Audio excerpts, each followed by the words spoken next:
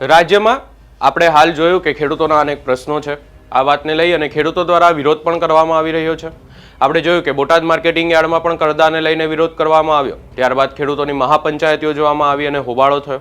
અને હવે ક્યાંક ને ક્યાંક કોંગ્રેસ નેતા પાલ આંબલિયા પણ ખેડૂતોના એક પ્રશ્નને લઈ અને સતત સૌરાષ્ટ્રમાં અવાજ ઉઠાવી રહ્યા છે અને આ વાતને લઈ અને સતત વિરોધ કરી રહ્યા છે। અને હવે નવા મંત્રીમંડળનું વિસ્તરણ થયું છે અને પાલ આંબલિયાએ હવે આ તમામ બાબતને લઈ અને એક પોસ્ટ કરી છે, સોશિયલ મીડિયા પોસ્ટ કરી છે। એ વાતની આજે ચર્ચા કરીશું। નમસ્કાર, હું છું ઉજ્જવલ અને આપ જોઈ રહ્યા છો નિર્ભય ન્યૂઝ। આપણે જોયું કે ટેકાના ભાવે ખરીદીને લઈ અને હાલ ખેડૂતોમાં ભારે આક્રોશ છે। ખેડૂતો ટેકાના ભાવે ખરીદીને લઈ અને સતત પ્રશ્નો ઉઠાવી રહ્યા છે અને આ વાતનું ક્યાંક ને ક્યાંક પાલ આંબલિયા દ્વારા સતત ખેડૂતોના સમર્થનમાં આવતા હોય છે। પાલ આંબલિયા દ્વારા આપણે જોયું કે આ વાતને લઈ અને વિરોધ પણ કરવામાં આવ્યો છે, સતત વિરોધ કરવામાં આવી રહ્યો છે। અને હવે આજે જ્યારે કાળી ચૌદસનો દિવસ છે અને દિવાળીનો તહેવાર ચાલી રહ્યો છે, ત્યારે પાલ આંબલિયા દ્વારા અહીંયા એક સોશિયલ મીડિયા પોસ્ટ કરવામાં આવી છે અને કહેવામાં આવ્યું છે કે આજે કાળી ચૌદસના દિવસે નવા મંત્રીમંડળવાળી સરકાર ટેકાના ભાવે 300 મણ મગફળીની ખરીદી કરવાની જાહેરાત કરી ગુજરાતના ખેડૂતોને દિવાળીની ભેટ આપે। સૌપ્રથમ તો અહીંયા 300 મણ મગફળીની ખરીદી કરવાની વાત કેમ કરવામાં આવી હોય પાલ આંબલિયા દ્વારા, એના વિશે જો ચર્ચા કરવામાં આવે તો વાત એવી છે, સમગ્ર બાબત એવી છે કે જે કેન્દ્રીય કક્ષાના કૃષિ મંત્રી છે શિવરાજસિંહ ચૌહાણ, એમના દ્વારા એવી જાહેરાત કરવામાં આવી હતી કે ખેડૂતોની ગુજરાતમાં જે મગફળીની ટેકાના ભાવે ખરીદી કરવામાં આવશે એ માત્ર ને માત્ર 70 મણ જેટલી જ મગફળીની જે છે એ ટેકાના ભાવે ખરીદી કરવામાં આવશે। બાકીની મગફળી જે છે એમને જેવી રીતે વેચવી હોય એવી રીતે માર્કેટમાં કે કોઈ પણ જગ્યાએ વેચી શકે છે, પરંતુ આ વાતને લઈ અને ખેડૂતો દ્વારા વિરોધ કરવામાં આવી રહ્યો છે। આપણે જોયું કે વિસાવદરના ધારાસભ્ય ગોપાલ ઇટાલિયા દ્વારા પણ આ વાતને લઈ અને મુખ્યમંત્રીને પત્ર લખવામાં આવ્યો હતો, કૃષિ મંત્રીને પણ પત્ર લખવામાં આવ્યો હતો કે 70 મણ જેટલી મગફળીની જો ખરીદી કરવામાં આવશે ટેકાના ભાવે તો ખેડૂતોને મોટા પાયે નુકસાન જઈ શકે છે। કારણ કે મોટા પાયે અઢળક જે આપણે જોયું કે વ્યાપક માત્રામાં જે છે મગફળીનો પાક જે છે આ વર્ષે થયો છે અને જો આટલો ને આટલો જ જો પાક ટેકાના ભાવે ખરીદી કરવામાં નહીં આવે 300 મણ જેટલો અને માત્ર 70 મણ જેટલો જો ટેકાના ભાવે ખરીદી કરવામાં આવે તો ખેડૂતોને મોટા પાયે નુકસાન જઈ શકે છે।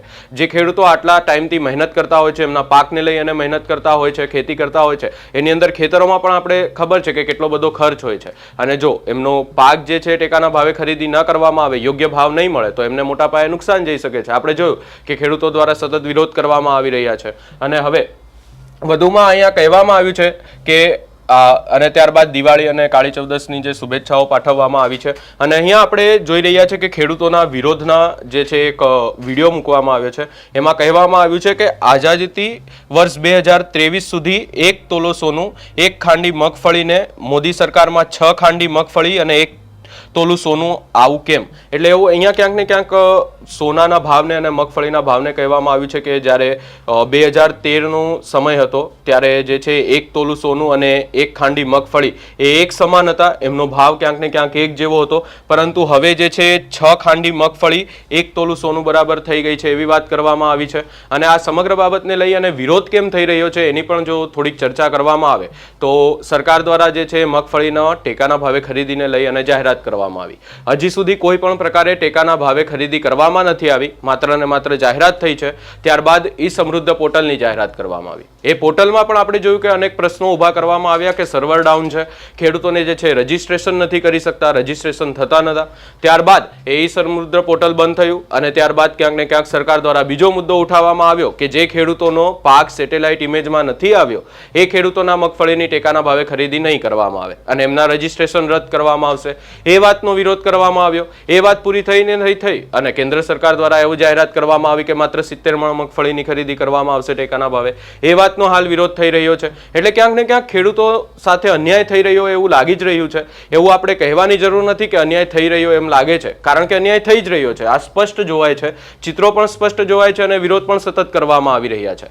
હવે અહીંયા એક માંગ કરવામાં આવી છે, એટલે કે આ માંગ હવે 300 મણ મગફળીની ટેકાના ભાવે ખરીદી કરવાની જાહેરાત કરે ગુજરાત સરકાર। નવા મંત્રીમંડળનું વિસ્તરણ થયું છે, નવો મંત્રીમંડળ આવ્યો છે, એમને તો શુભેચ્છાઓ મળી જ છે અનેક, પણ હવે ખેડૂતોને પણ ક્યાંક ને ક્યાંક ખેડૂતો માટે પણ સારું થાય અને એમને પણ શુભેચ્છા આપવામાં આવે અને એમની પણ શુભેચ્છા મંત્રીઓને મળે એવી આશા સાથે અહીંયા ક્યાંક ને ક્યાંક આ પોસ્ટ કરવામાં આવી છે। સમગ્ર બાબતે આપનો શું અભિપ્રાય છે એ અમને કમેન્ટ કરી જરૂર જણાવશો। અમારી ચેનલ નિર્ભય ન્યૂઝને લાઇક, શેર, સબસ્ક્રાઇબ કરવાનું ભૂલશો નહીં।